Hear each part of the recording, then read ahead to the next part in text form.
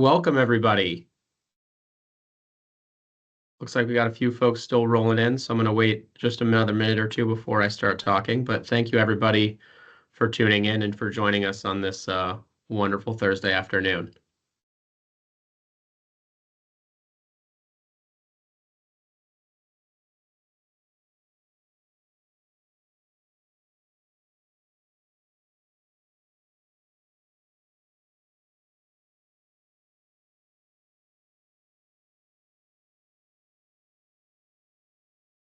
Okay, 101, let's go ahead and get started. Welcome, everyone, to the Distilled Spirits Council Ask the Expert webinar series. I am Ross Mulcairn, Director of Member Services and Business Development at the Distilled Spirits Council of the United States, better known as DISCUS. Today's topic is tips and tools for navigating distributor relationships with Valerie Haber of Gray Robinson. Just to let everyone know, we will be recording this webinar, so that will be available on the events page of the DISCUS website, in our member portal, as well as our YouTube channel. For those who are tuning in for the first time, DISCUS is the leading voice and advocate for our members and the distilled spirits industry overall. DISCUS provides a wealth of resources and services, including this webinar series that aims to educate and to share relevant trends, ideas, resources, discussions, and opportunities. For our members, thank you for joining us. If you are not yet a DISCUS member, please reach out to myself or anyone else on our membership team to learn more. With that housekeeping taken care of, I want to welcome today's speaker, Valerie Haber, partner at Gray Robinson. Welcome, Val. Thank you. Thank you so much for having me. Val and I will be talking for about 30 to 40 minutes. We will be taking questions throughout. Please use the Q&A feature at the bottom of your screen in the Teams window. We'll take some questions during the chat and save some time at the end just for Q&A. So, Val, let's get started. I know we've got a lot of people tuned in who are very excited to hear more and want to hear from our expert. So, I'll go ahead and start off. Val, number one, should a distiller even enter into a written distribution agreement with a distributor? Let's start off hot. Okay. Well, hi, everyone. I'm Valerie Haber. I am a shareholder with Gray Robinson's alcohol beverage team based in Miami. So just very quick plug for our group. Our group consists of more than 30 professionals, and we provide legal advice, compliance guidance, licensing services to all 3 tiers of the alcohol beverage industry. I see that my colleague Hannah Becker has joined. She's based in our Tampa office. Our colleagues include former alcohol regulators, several former regulators from the TTB, as well as former senior officials from state regulatory agencies like the Florida Division of Alcoholic Beverages and Tobacco, California ABC, the New York State Liquor Authority, and the Texas ABC. And just disclaimer, because I am an attorney, this is not legal advice. Please don't take this as legal advice. Please contact your attorney. So, Ross, apologies. I should have led with that disclaimer. Thank you for stepping in. See, already we know we have a great expert here. So should a distiller even enter into a written distribution agreement? In 99% of the cases, I'm going to say yes, right? But like anything else, it depends, right? So in a franchise law state, the answer is going to be yes, you're going to need a written distribution agreement.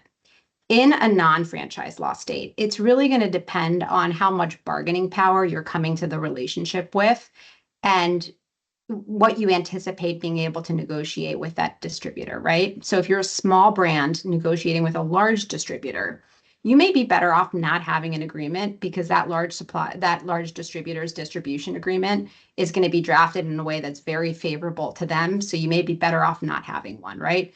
But in most cases, you do want a written distribution agreement. So what are the benefits of having a written distribution agreement? One of the biggest things I see is that process of negotiating that distribution agreement allows you to really identify how you want the relationship with your distributor to work before you even start the relationship, right? So, you can identify beforehand areas of disagreement that otherwise could result in litigation, right? Or mediation or arbitration, right? So you can spell out what your expectations are of your wholesaler and really commit them to supporting your brand in different ways. So consider kind of like the universe of things that you want that distributor to do for you, and think about how you can commit them to doing that. So like, do you want to stop that distributor from selling a competitor's product within your same category in your territory? Do you want to require that the distributor have a set number of sales reps devoted exclusively to your brand?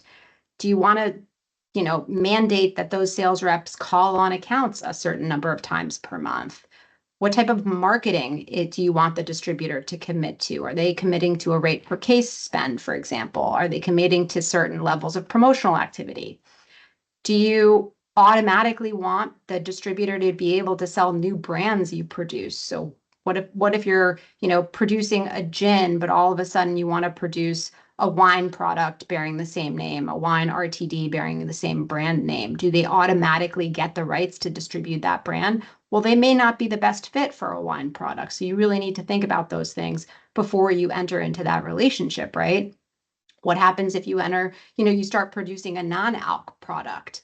They may claim, hey, well, we have the rights to automatically carry and distribute that non-alc product, but they may not be the best partner for that non-alc product, right?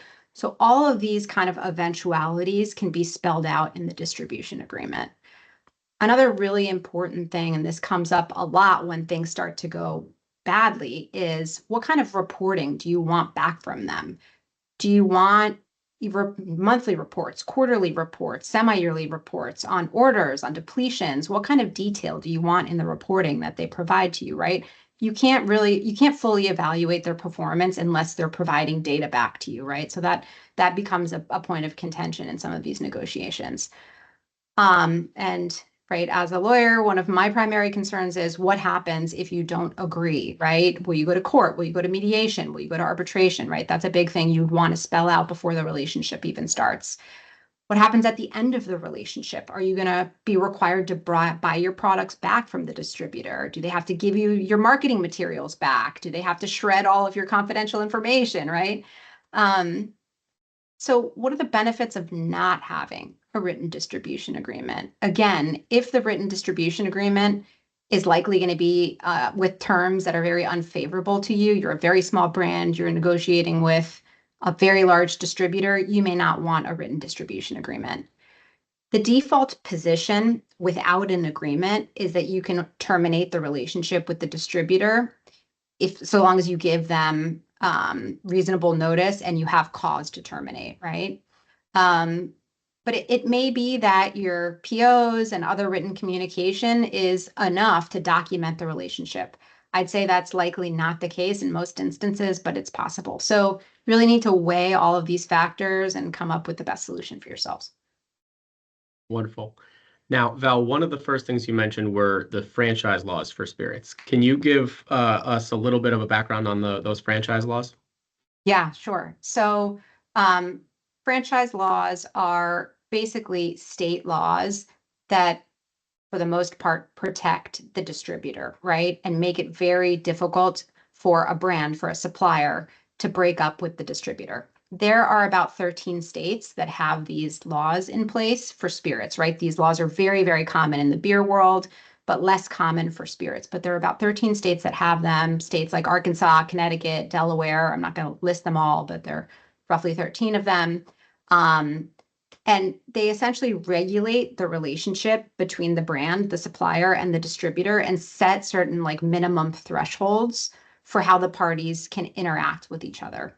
Again, they're typically drafted in a way that really protects the distributor and makes it very hard for the manufacturer to break up with that distributor. These laws typically require what we call good cause to break up, to terminate the distribution agreement. Good cause we'll get into in a little bit, but it can include things like a material breach of the agreement. So it's very important, like I mentioned, in franchise states to have a written distribution agreement in place, because otherwise, really, there's no way for you to say, it's more difficult for you to say, okay, we're terminating because we have all of these for cause reasons to terminate you, unless those reasons are spelled out in an agreement. The important thing that's important to note that there are control states.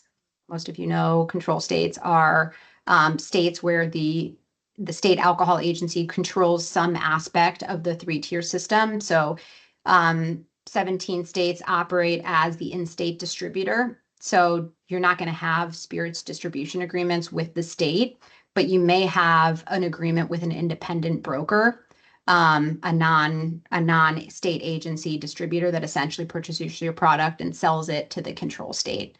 But if you're in control states, typically the state is only controlling wholesaling of spirits and in some cases wine, right? So if you're selling a beer product, it may not be subject to the state's not going to be the wholesaler of that product. So you'll still need a distribution agreement. Okay. Now, when you're entering into one of these distribution agreements, how long of a term is generally what you're seeing with these distribution agreements? So again, in franchise law states, state law is going to spell out how long that relationship is. And it's typically indefinite, right? That relationship goes on forever unless you have good cause to terminate. Distributors obviously want very long terms for themselves in a non-franchise state, right? They want very long terms for themselves. But when I represent brands, which is my work is primarily representing brands and not the wholesale tier, but we do represent all three tiers. We try to negotiate shorter terms, typically 1 to 3 year terms, right? We try to avoid, when we're negotiating on behalf of a brand, auto renewals. We don't want that contract to auto renew because like sometimes the distributor will say, oh yeah, sure, we'll grant you a 3-year term. And then they slip in this provision that says, but we're going to auto renew every year for additional 3-year terms or 1-year terms. And there's no provision that allows you to stop that auto renewal. So it's essentially an indefinite term, regardless of like what the initial 3-year term is, right? So if possible, you really want that renewal to be at the supplier, at the brand's sole discretion, right? And you want them to be able to sort of opt in to renew, say, 6 months prior to the expiration of the then current term. Amazing. Now, if you don't mind, I had a question that I was going to ask a little bit later, but we have a Q&A that I'm hoping to jump up ahead a little bit. John is asking regarding control states contracts, use Tennessee as an example, what constitutes good cause? John is saying, could lack of sales or no sales be considered, or what would you say is generally considered good cause for terminating a contract? Yeah, so good cause will be defined in most cases in the state's franchise law. So we'd need to look at Tennessee law. I can give you an example, like for example, in Connecticut, if you want to terminate since Connecticut has spirits franchise laws in place, if you want to terminate your distributor, you basically both need to agree to terminate the relationship. And if you're not going to agree, if your distributor doesn't agree, you need to send a notice to the state agency, to the Liquor Control Division, and then they have a hearing to review all of the facts and determine whether there's just and sufficient cause for you to terminate the relationship. So in Connecticut, just and sufficient cause is like clear as mud. It's circumstances which, in the opinion of a reasonable person, considering all of the equities of both the wholesaler and the manufacturer, warrant a termination. So it's like weighing the equities of both parties, right? In states like Delaware, good cause is spelled out a bit more clearly. So in Delaware, good cause, and this is responsive to your question, like, right, if this were the case in Tennessee, good cause in Delaware includes a distributor's failure to substantially comply with a material term of the agreement. So if your agreement specified that the distributor needs to meet X annual sales goal, and they do not meet X annual sales goal, you could spell out in your agreement that that's a material breach and that's cause for termination, right?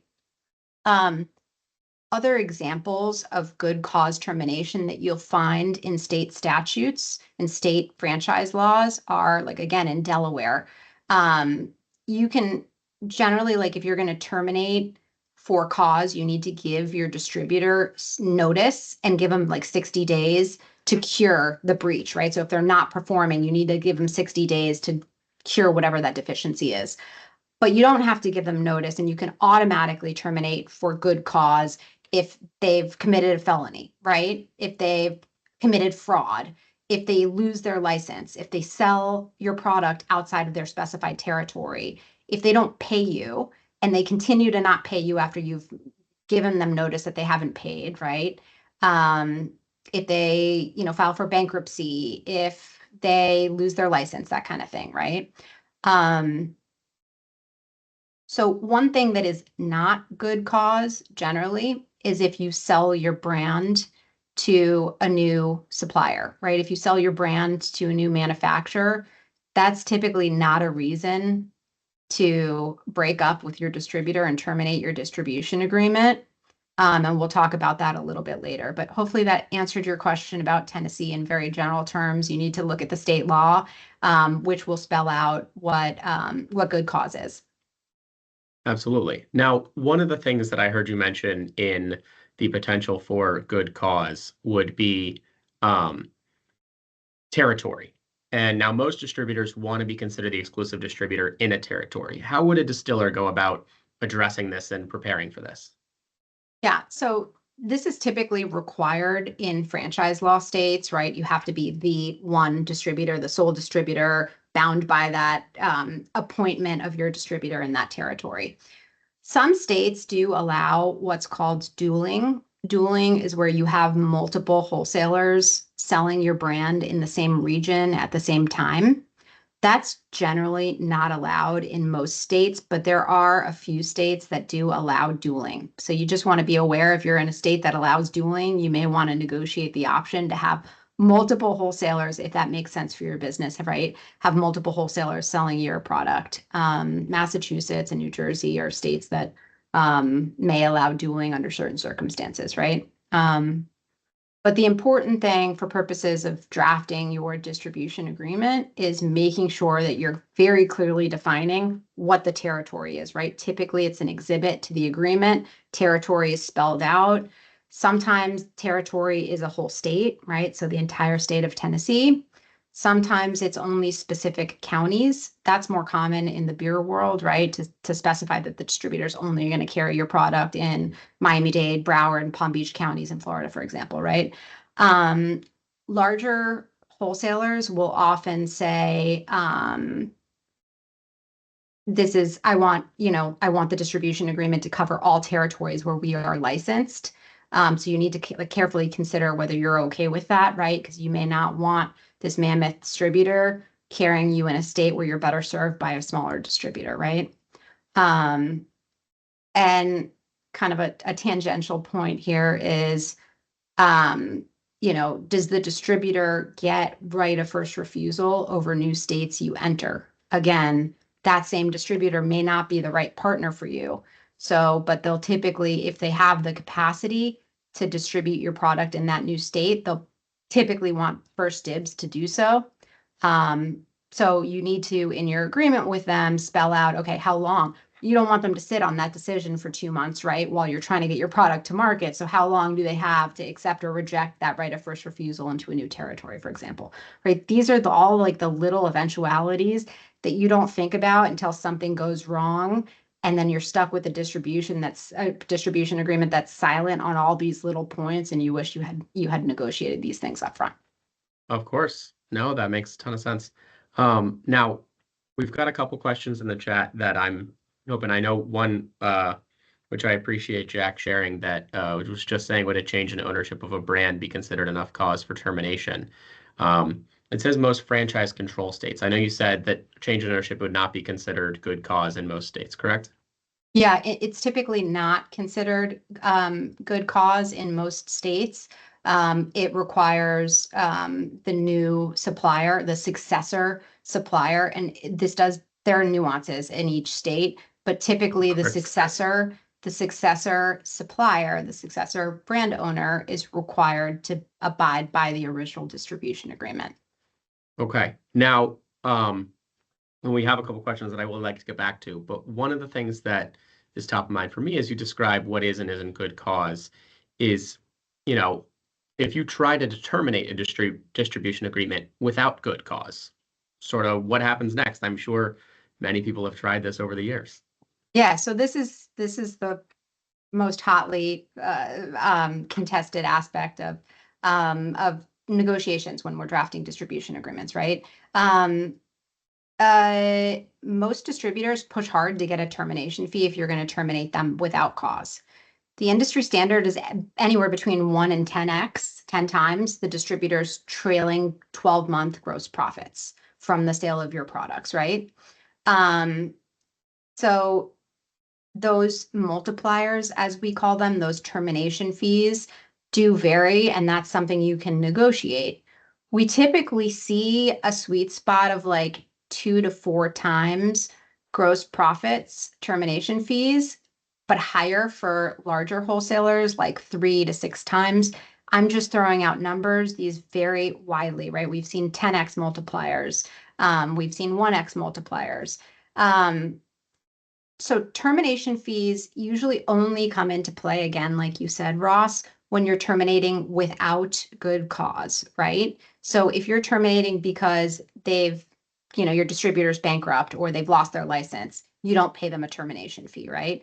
But you need to spell that out in the agreement. What is good cause to terminate, right? We've also seen scenarios, though, more recently where distributors are pushing for a termination fee, even if there is good cause to terminate. So that's something to watch out for, which is interesting. Some distribution agreements have a termination provision specific to buyouts, and this addresses your earlier question. So if your brand is bought out by, say, a larger supplier that already has its own distribution network, the contract may say that you have to pay out X times gross profit, and that fee may be different if you're just terminating because you're not happy with the distributor's overall performance. So you can structure this termination fee to be different based on different outcomes. For example, you might say, okay, we're going to agree to a one-time gross profits, trailing 12-month gross profit multiplier if the wholesaler has not performed, but a higher multiplier if they have performed and they've met XYZ metrics, if they sold into X number of accounts, if they've gotten this number of points of display, right? So you can set kind of like this scale, this sliding scale of termination fees in your agreement if it's something that the distributor is amenable to.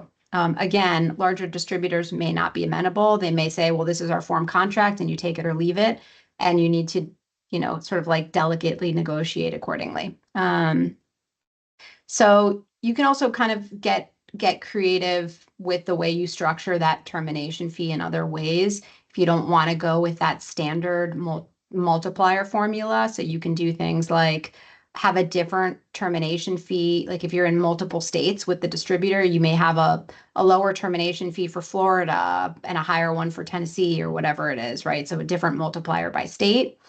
You may tie the termination fee to product success in the territory. So like, again, a sliding scale. If you've sold into X number of accounts in this range, then you're going to get X termination fee. If you've sold into this number of accounts, then you get a higher termination fee, right?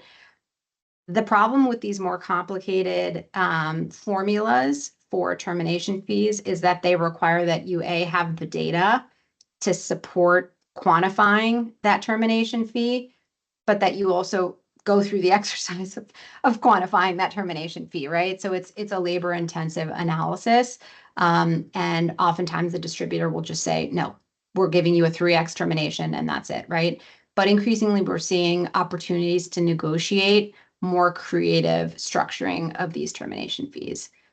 So just to kind of recap, because this is a really important issue, it's just really important in your distribution agreement. This is like one of the most important things, is to really structure how you're going to compute that termination fee. So is it going to be, what constitutes gross profit? Is it cost of goods sold? Is it total revenue minus cost of goods sold? What's included in cost of goods sold? What is the accounting method that you're using to compute that gross profit number? Is it first in, first out, right? There are like a couple little minor points in terms of how you're going to quantify and calculate that termination fee. This becomes a very, very contested issue, especially if your brand is hot and the distributor really wants to hold on to it. They really will dig their heels in this kind of thing.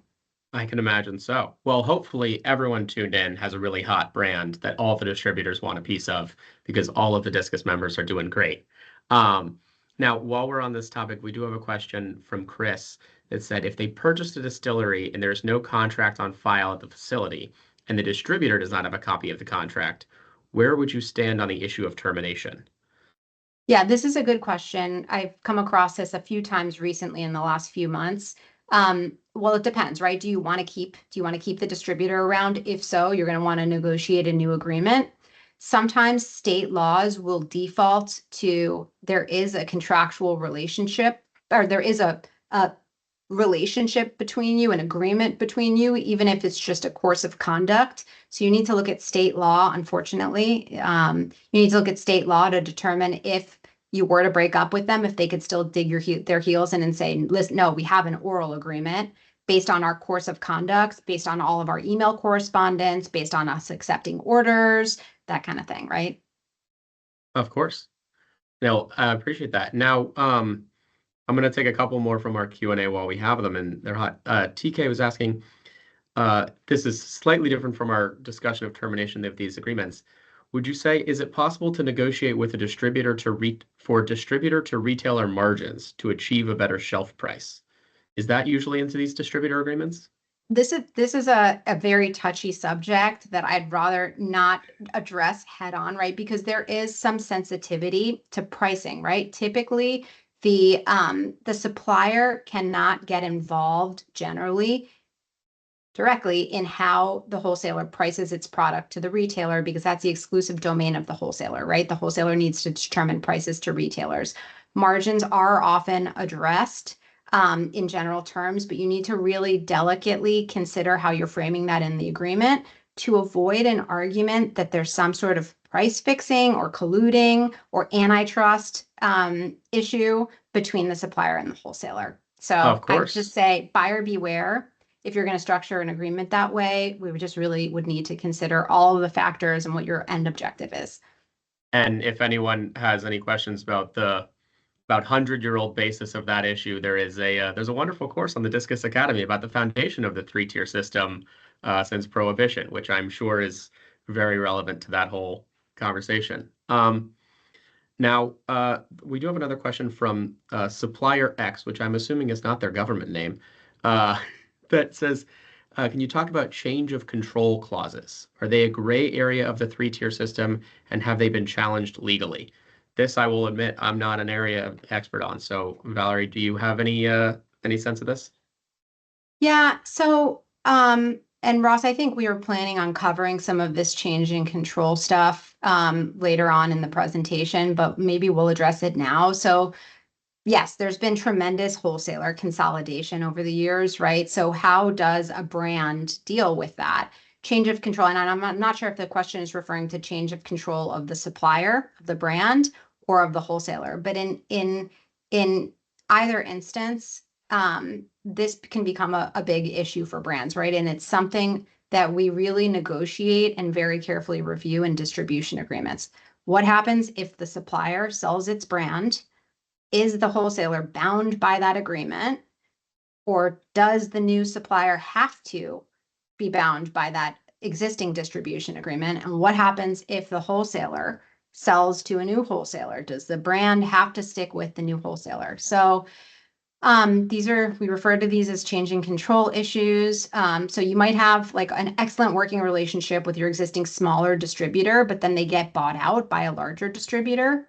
You may not want your brands to go to that new large distributor. The first thing is really defining in the agreement what a change in control is. So, for example, what happens if you sell off 50% of your business? Does that count as a change in control? What if you only sell off 5% of your shares? Is that a change in control? What if you only sell off some of your assets, all of your assets? What if it's a merger, right? So you kind of walk through all of those eventualities and spell out whether that's a change in control and what happens with a change in control. Do you have to pay a multiplier?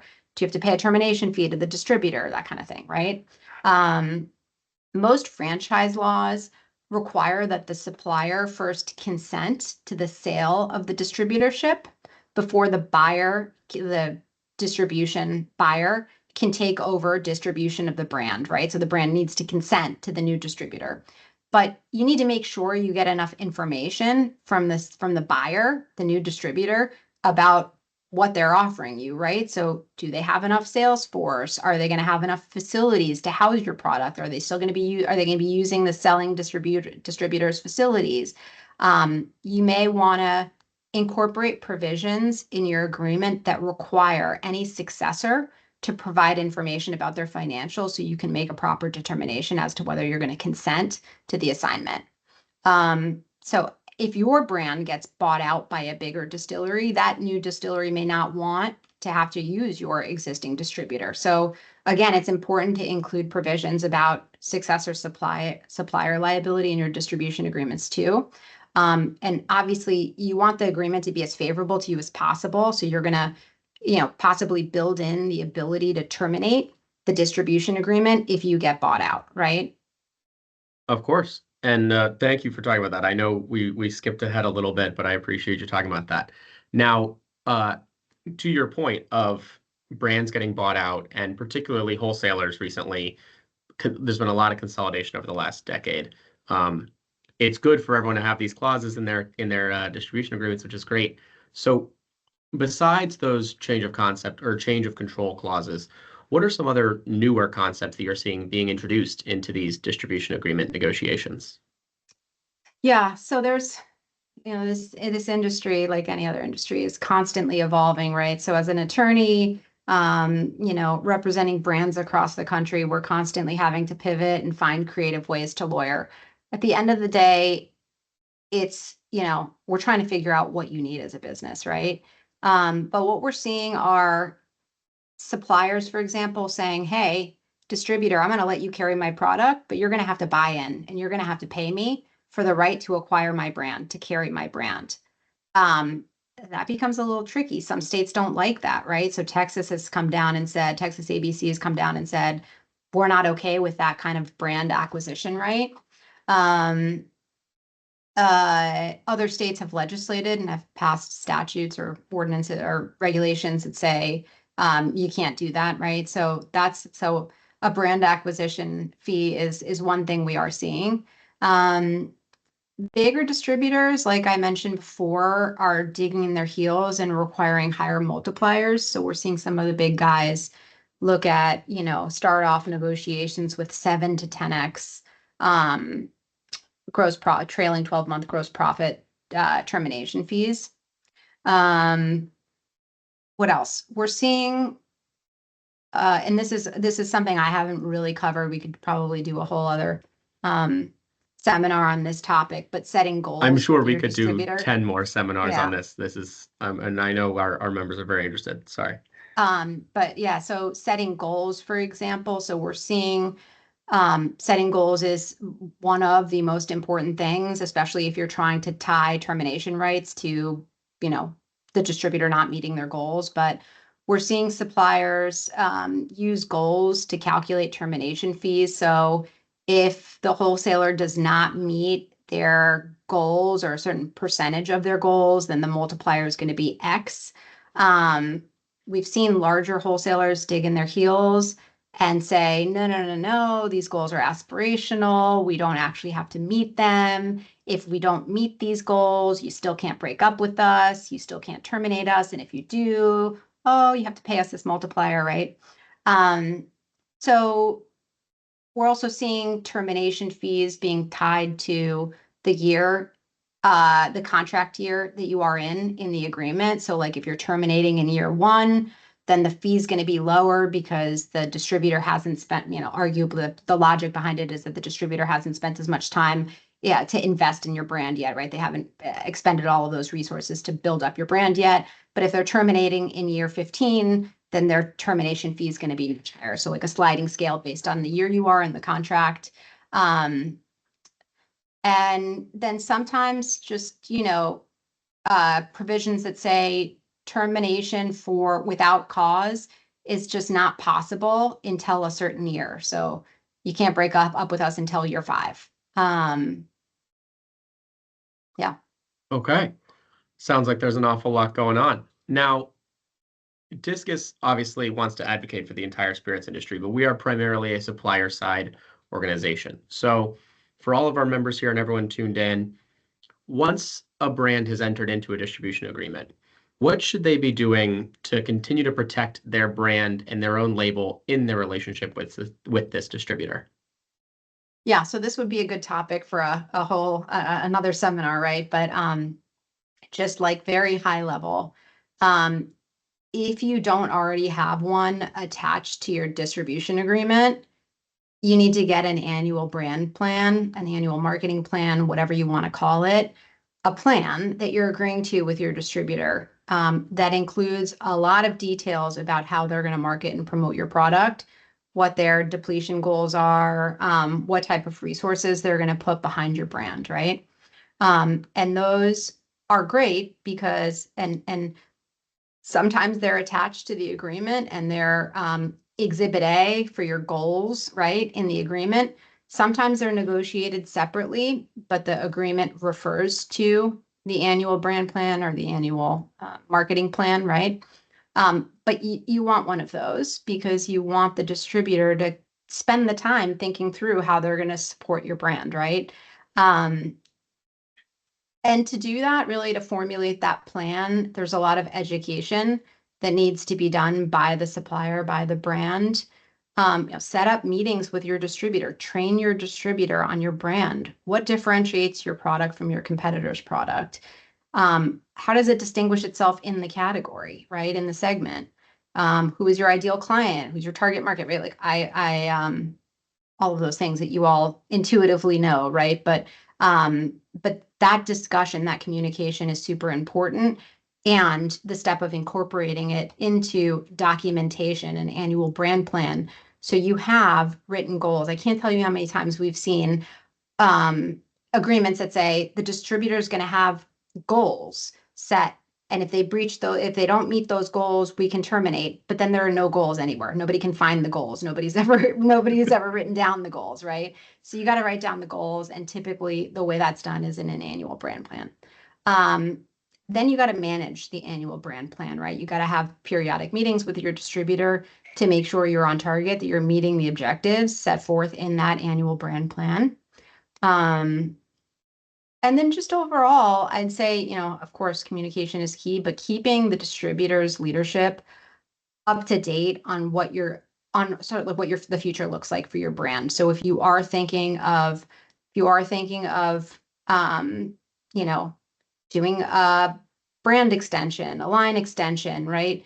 Talking to your distributor about the future of your brand so that they can allocate resources appropriately and understand what their future looks like with you too, right? Um, and putting my lawyer hat back on, in my view, one of the most important things you can do is document good cause for termination. So keep your agreement handy. What does your agreement say good cause to terminate is? What are the goals they're committing to? And each month you should be, every time they've failed to do something that they're supposed to do, document it to them. Send them an email saying, you'll have to weigh whether you really want to send them an email each time or do, sort of like an internal note to file, depending on how you want the tone of that communication to be with your distributor. But you want to document it because when you're coming to us and you're saying, I need to send them a notice of termination. We need to negotiate termination of this agreement. We're going to say, well, what's the basis for termination? Well, they just haven't been doing their job. Well, how haven't they been doing their job? Have they not met goals? How do you know they haven't met your goals? Have they been sending you the monthly reports that they're required to send you? What do those reports say? Have you told them they're not meeting those goals? Have you given them the required 60 days notice, 30 days notice of failure to meet their goals, right? Most agreements have provisions that you have to, give them notice certain number of days in advance and allow them time to cure. So yeah, that's pretty much it on that question. Okay. Now, this seems to be a lot of interest in this issue of ownership changes. So we'll touch on this again just because I know people are asking, and I'll keep reading in the specific questions. Rita is asking if your original contract is with a smaller distributor that has subsequently been bought by a large distributor, and I know we've talked about this already. Are you obligated to remain with that large distributor even if a new contract hasn't been drawn up with them? So this is, I guess, to the point of the explicitness of your distribution agreements. Yeah, so there are typically either assignment provisions. It's like a section in the agreement that talks about assignment of the agreement or changing control, or maybe it's called something else. but this should be addressed in your agreement. And typically those provisions will spell out, okay, the new distributor needs to get your consent. So they'd need like a letter in their file saying, yes, I, brand X, have consented to you, new distributor, taking on my product. You typically don't, in those instances, draft up a whole new distribution agreement. You just count your letter where you've consented to assignment as like, hey, the parties to this agreement used to be the old distributor. Now the parties are the brand and the new distributor. So it really just depends on what the terms are in your existing agreement. Okay, it sounds like for a lot of these cases, just making sure you have this stuff addressed in your agreement in advance, thinking through your problems, your goals, your cause, your change in ownership, making sure you're working with a good lawyer, that you're protecting yourself in advance and preparing for all these eventualities. Yeah, and we've had scenarios like I dealt with this recently where it wasn't really like, yeah, I'm representing a new brand, a buyer of a brand, right? And the new buyer wasn't really sure if the distributor had consented to assignment of the brand to the new brand owner, right? To the new supplier. But they then wanted to terminate. So it's like, well, we don't even know if they are our distributor at this point because we don't have a written agreement with them. So we kind of had to like weigh, is it worth approaching them and saying, hey, we're breaking up with you, even though we technically don't have a valid contract with you because you never really consented to the assignment. You kind of need to weigh, they could come out of the woodwork 10 years later and say, well, hold on a second, you've been in breach of our agreement. You bought over this existing brand. You're the new owner. Our agreement requires you to get consent from us to consent to the assignment, and you never did that, so you're in breach and you have to pay us to a termination fee, right? Of course. No. And I appreciate that. So we have another question here that I appreciate coming in, that we're going to get into a little bit more of a gray area. So, we will, again, none of this is legal advice specifically, but Jeff is asking specifically about Minnesota, where he's based out of. He says the state laws allow producers to use multiple distributors. However, the general practice is to be exclusive, as a distributor will, quote, blackball you if you work with multiple distributors. He Yeah, said, what yeah. basically, what is the legal protection? Are there legal recourses for retaliation? Or, as he says, it sort of defeats the purpose of giving producers this flexibility for multiple distributors within the state law. Yeah, so this is a scenario, what you're describing, Ross, is a scenario where state law allows what's called dueling, so allows multiple distributors to sell one product in the same territory. But in many instances, it's not going to be a sound business decision for the brand to take that approach. One, because you don't want retail accounts being called on by multiple distributors selling the same product to them, right? Of course. But two, because um, obviously the distributors, like you said, will cannibalize one another and sort of essentially retaliate if you're selling to their competitor. There typically is not, I'm trying to, from like strictly from like an alcohol beverage regulatory landscape perspective, there's nothing in the laws that I can think of specifically that like disallow a wholesaler to retaliate, but there may be some sort of like separate legal cause of action, some sort of like, um, I don't know, business interference claim, some sort of other like legal claim. If this is really an issue, there could be something else that you could explore to bring action against a distributor. If what you're Okay. doing is legal and they're trying to like sabotage your business operations or be maybe some other legal basis to bring an action against them. Okay. Thank you very much. And we appreciate all the questions coming in. If anyone else has anything, please feel free to keep asking questions. I know we've got quite the expert here who's helping us out. Let's see.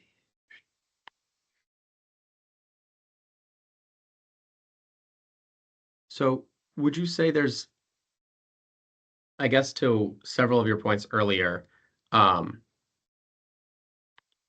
what would you say are sort of the top line takeaways? I know we've talked a lot about different franchise states and control states and change of control arguments. Um, Back to sort of our first question of looking into entering into a written agreement in the first place.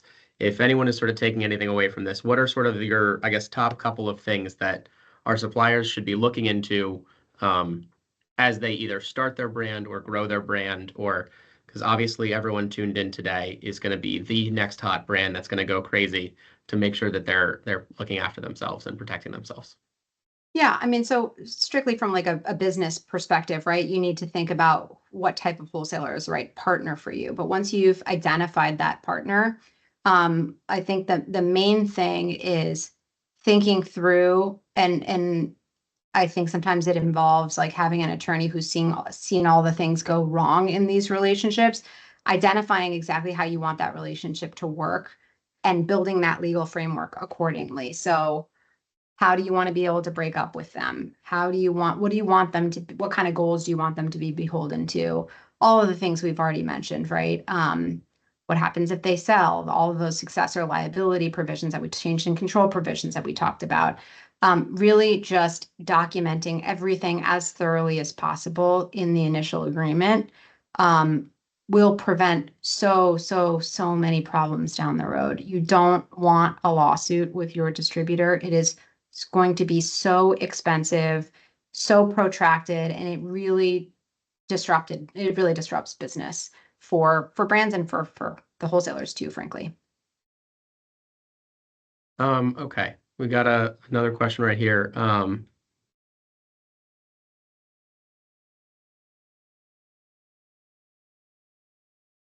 Is there anything that a brand can be doing? And I'm going to sort of distill a question here that I'm hopefully I'm interpreting correctly. That a brand can be doing from an unexpected drop from the distributor side. I know we've talked a lot about brands protecting themselves to terminate their own agreements, but what should a brand be looking at in making sure that they protect themselves for if a distributor chooses to move in another direction? Yeah, so there are usually we bake into, and again, like the termination section of the agreement is the one we typically spend the most time on. But typically there is a provision regarding what happens if the distributor wants to terminate you. Now, if the distributor wants to terminate you, typically you don't want to mandate that they stay on with you because they're not going to put a lot of effort behind your brand, right? So typically we don't really that issue we really don't negotiate as heavily.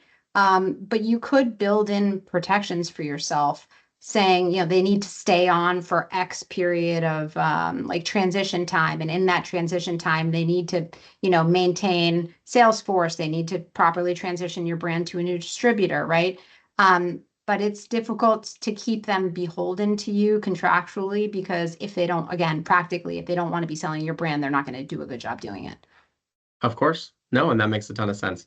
Now, we generally try to keep these things under an hour. So unless there's any more last minute hot questions, Val, I'd love to give you the floor to sort of say any closing remarks or any last things that you want to leave any final wise words that you'd like to leave with our audience. No, this has been a lot of fun, and I hope this provided just a very good general overview of some of the issues we see on the legal side with distribution agreements. Like I said, Ross, we could probably have a series of follow-up discussions about some of these smaller points, a whole conversation on termination provisions and that kind of thing. But glad to speak to your membership. Thanks for the opportunity, and it's been fun. Of course. Now, this webinar has been recorded, and the recording will be sent out to everyone who registered to attend. If you have any follow-up questions, please do not hesitate to reach out to myself, anyone on our membership team, membership@distilledspirits.org. We can connect you with our expert today if you have any specific questions for her or any one of our multiple other members who would love to help you out. Yeah, I know Valerie's contact information is in the chat, thanks to her wonderful colleague, Hannah. And if anyone else has anything else they need, please reach out to us. Do not hesitate to reach out to Val as well. Thank you all for tuning in. We appreciate it. We have upcoming webinars on tariffs and I believe e-commerce, and I think we have some market trends coming up. We have recent webinars on other e-commerce platforms, Also, tariffs a hot issue. And oh, we have one coming up on our new visitor safety guide. So our legal team has been working very hard on that. Everyone, please tune in. For those, head to distilledspirits.org/events, and you can tune in for all those. Thanks, everyone, for joining us, and we'll see you soon.